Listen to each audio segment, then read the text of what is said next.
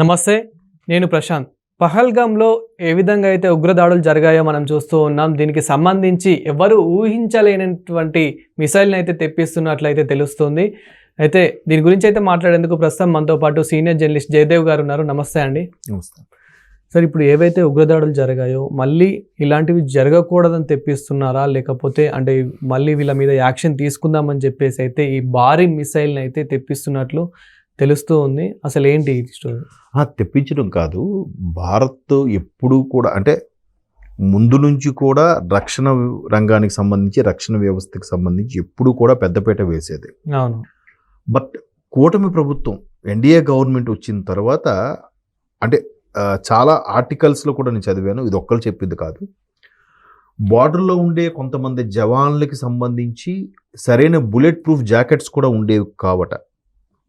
దానికి సంబంధించిన ఒక వెబ్ సిరీస్ కూడా నేను చూశాను ఒకసారి.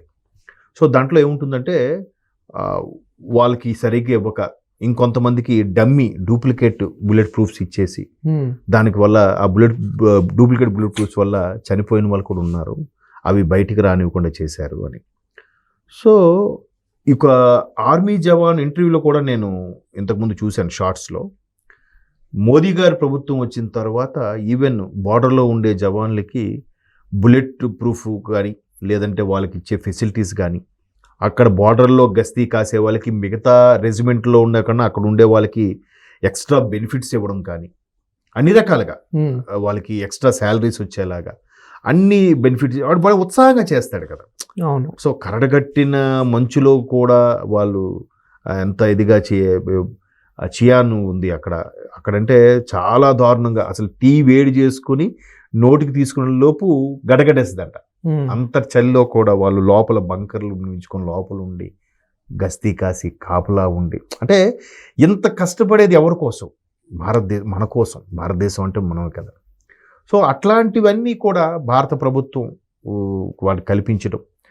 ముందు ఇదే ఎన్డీఏ కూటమిలో జార్జ్ ఫెర్నాండెస్ గారు, మహానుభావుడు, చనిపోయాడు. ఆయన రక్షణ మంత్రిగా ఉన్నప్పుడు మరి కాస్త ఇంపార్టెన్స్ పెరిగింది. తర్వాత రాజ్నాథ్ సింగ్ గారు కానీ ఇట్లాంటి వాళ్ళు రక్షణ మంత్రులుగా అయిన తర్వాత ఇప్పుడు అమిత్ షా లాంటి వాళ్ళు ఫుల్ పవర్స్ వాళ్ళకి అన్ని రకాలుగా ఇవ్వడం, భారతదేశానికి సంబంధించి రక్షణ వ్యవస్థకు సంబంధించి మంచి మంచి మిసైల్స్, MiG-21 లాంటి మిసైల్స్ కానీ, లేదంటే దాన్ని ఏదో అంటారు లైట్ వెయిట్ హెలికాప్టర్లు ఏమి ఉన్నాయంట, అట్లాంటివి తీసుకోవడం కానీ.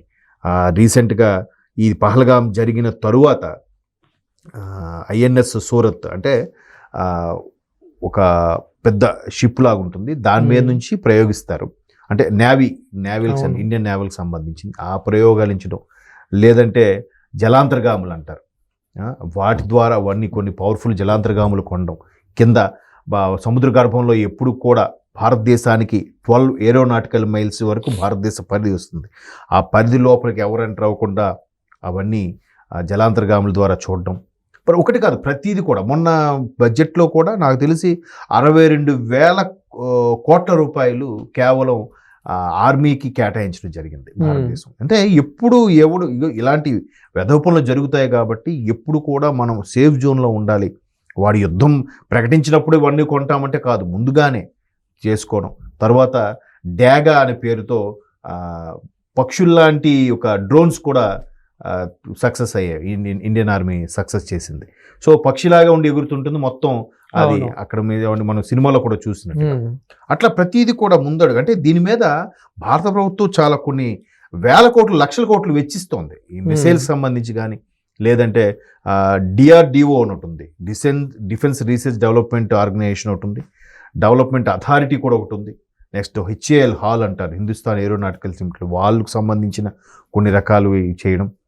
ఆ తర్వాత ప్రతిదీ కూడా ఇప్పుడు శ్రీహరికోటలో కానీ అటమిక్ రీసెర్చ్ సెంటర్లు ఉన్నాయి, బాబా అటమిక్ రీసెర్చ్ కానీ, సతీష్ ధావన్ అని కానీ, ప్రతిదీ కూడా ఎవరు జగదీష్ చంద్రబోస్ స్పేస్ సెంటర్ అని చాలా స్పేస్ సెంటర్లు కూడా ఉండి వీటి ద్వారా ఏంటి కొత్తగా మిసైల్ ఏమి కనిపెట్టవచ్చా, దీనికి సూక్ష్మలో మోక్షం ఏంటి, మళ్ళీ రీసెర్చ్తో కాకుండా ప్రాసెస్ డెవలప్మెంట్ కూడా ఒకటి ఉంటుంది. అది ఎట్లా అంటే ఫర్ ఎగ్జాంపుల్ ఒక మిసైల్ తయారు చేయడానికి ఇన్ని కోట్లు అవుతుంది అనుకోండి, దాన్ని ఇంకా సూక్ష్మంలో మోక్షం. ఫర్ ఎగ్జాంపుల్ ఒక మిసైల్ తయారు చేయడానికి ఎగ్జాంపుల్గా ఒక ₹1 కోటి ఖర్చు అవుతుంది అనుకుందాం. ఆ ₹1 కోటి ఖర్చుని తగ్గిస్తే 80 లక్షలకో 70 లక్షలకో అయిందనుకో, అక్కడ మరలా ప్రభుత్వానికి ఒక 30 లక్షలు మిగిల్చినట్టే అవుతుంది కదా దానికి అయ్యే వ్యయంలో.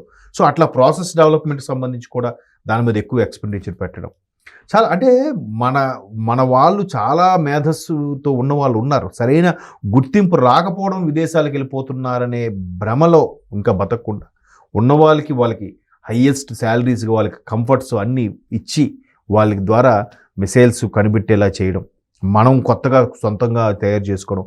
ఇజ్రాయెల్ నుంచి కూడా అప్పుడు కొనుక్కున్నారు, ఏది కార్గిల్ టైంలో ఇప్పుడు వాళ్ళు కూడా బాగా సపోర్ట్ చేశారు. తర్వాత ఈ గన్స్కి సంబంధించి జర్మన్ టెక్నాలజీ, జర్మనీ నుంచి కూడా వాడుతారు. నెక్స్ట్ రష్యా మనకి ఎప్పుడు మిత్ర దేశమే.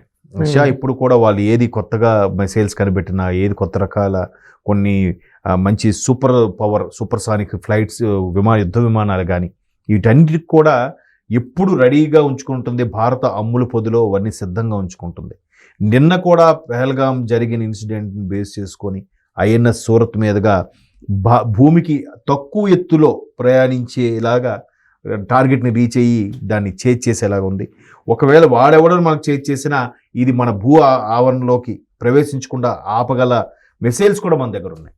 అది కాకుండా చాలా పృథ్వీ అని, చాలా పంచభూతాల పేరుతో అగ్ని అని కూడా మిసైల్స్ కొన్ని రెడీ చేశారు. సో మనకు ధీటుగా వాళ్ళు కూడా ఏవో గజని అని, ఘోరి అని ఏవో తయారు చేశారు. కానీ పక్క దేశాల యొక్క సపోర్ట్ తీసుకొని చేశారు. మేము అనుభవం వేసేంత సత్తా మాకు కూడా ఉంది అని చెప్పుకునే దేశంగా ప్రకటించబడింది తప్ప వాళ్ళు పక్క రాష్ట్రాల నుంచి, పక్క దేశాల నుంచి తెప్పించుకునేవి తప్ప వాళ్ళ సొంత మేధస్సుతో తయారు చేసుకునేవి కాదు. సో మనం సొంత మేధస్సుతో తయారు చేసుకున్నాం కాబట్టి ప్రాబ్లం లేదు. కాకపోతే మన దగ్గరే మనకి కొంతమంది వెధవలు, శత్రువులు ఉన్నారు. ఇంతకుముందు కూడా ఎవడో ఒక వెధవ స్టేట్మెంట్ ఇచ్చాడు, ఇదంతా భారతదేశం యొక్క వీళ్ళే అలా చేసి పాకిస్తాన్ మీద అటాక్ చేయడానికి అలా చేయించారని. మరి అలా చేపిస్తే అక్కడ ఉన్న వాళ్ళందరినీ కాల్చి పడేయాలి కదా. Thank you sir. Thank you.